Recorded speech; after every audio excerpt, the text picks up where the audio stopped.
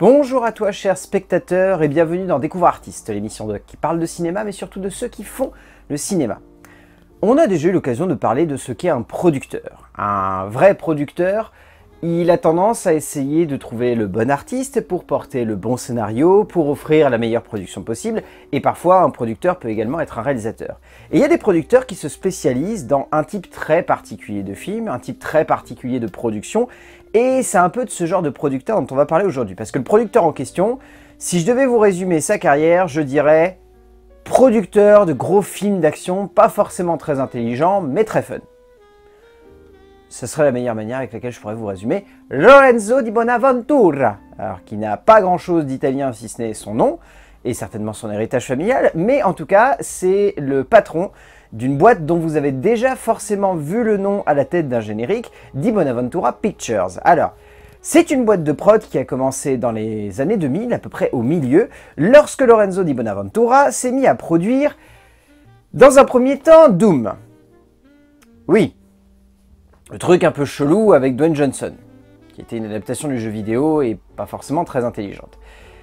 Ça a été le début, et rapidement Di Bonaventura s'est fait un nom comme producteur de films d'action, notamment lorsqu'en 2007, il n'a pas le nez creux, et qu'il décide de produire Transformers de Michael Bay. Oui,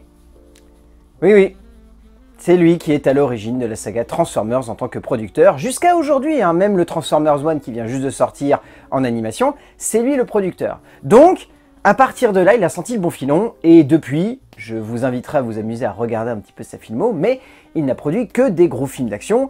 Vous pouvez citer dedans Red, oui, les films d'action pour papy avec Bruce Willis et John Malkovich.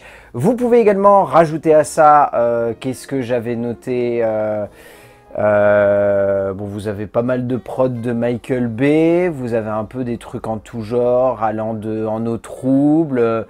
Enfin voilà, vous avez un petit peu de tout en termes d'action, mais Di Bonaventura s'est vraiment spécialisé là-dedans et c'est son objectif. Alors ce qui est intéressant, c'est que Di Bonaventura, il est réputé comme étant un producteur qui a assez confiance dans les scénaristes et les réalisateurs qu'il met aux commandes de ses films, donc il a très peu de contrôle en fait sur ses productions et c'est un des producteurs qui est réputé comme étant quelqu'un qui a un peu un air de despote, mais n'est pas comme Charles Roven qu'on a déjà eu l'occasion d'évoquer ici. Hein. Charles Roven, lui pour le coup, c'est vraiment un mec qui impose des diktats complets sur ses films, sauf quand il fait une coprod avec Christopher Nolan.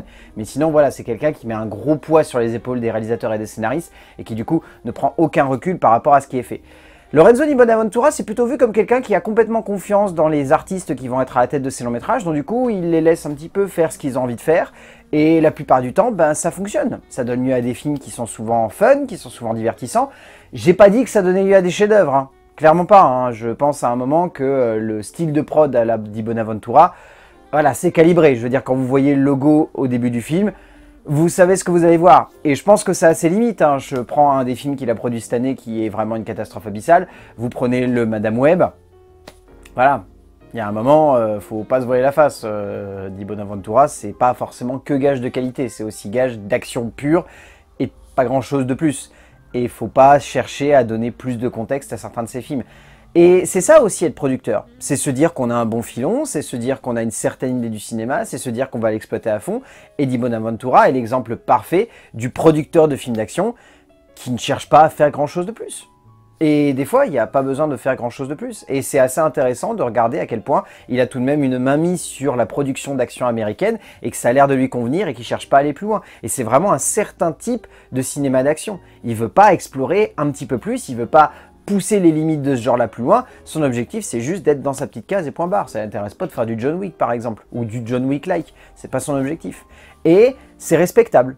Après ça a ses limites encore une fois, et je pense qu'au bout d'un moment, je pense qu'il va ne plus avoir beaucoup d'argent en caisse s'il continue comme ça, mais en tant que tel, ça donne lieu à des choses intéressantes, et encore une fois, regardez un petit peu les prods de Lorenzo di Bonaventura, vous verrez qu'il y a plein de choses fun à regarder, il n'y a pas non plus beaucoup de chefs-d'œuvre, il n'y a pas non plus de grands films, mais il y a des films qui sont divertissants, amusants et qui se suffisent à eux-mêmes pour réussir à nous embarquer dans une bonne petite aventure cinématographique. Rien que pour ça, explorer un petit peu son travail.